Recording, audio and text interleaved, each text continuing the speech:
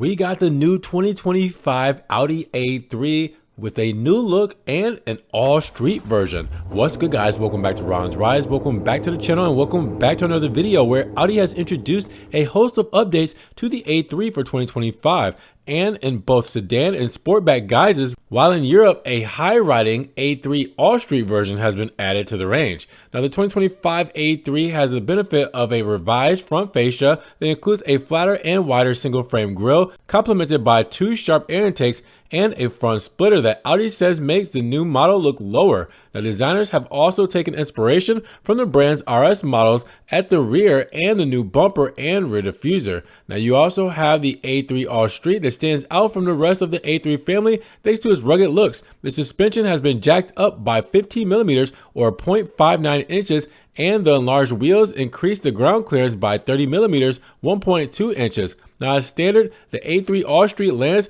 with 17-inch wheels, but can be optioned out with 18-inch and 19-inch shoes. Now Audi has also equipped it with a matte black single frame front grille and new triangular air intakes. Now it is also equipped with roof rails as standard, has black flared wheel arches, and can be optioned with an electric tailgate and a removable tow hitch. Now elsewhere for 2025, Audi has added the 4 configurable LED daytime running light signatures, and all models come loaded with standard safety features including adaptive cruise assist, Audi pre-sense front, collision avoidance, and an assisted lane change function. Now you also have plenty of changes that have been made inside of the cabin. It includes new air vents, interior lighting, a redesigned center console with an adjustable armrest, relocated speakers as a part of the optional Sonos ground system, and you also have a decorative fabric inlay made from 100% recycled polyester. Now all models have a 10.1-inch infotainment display and 4 USB-C charging ports. In certain markets like the UK, owners can add adaptive cruise control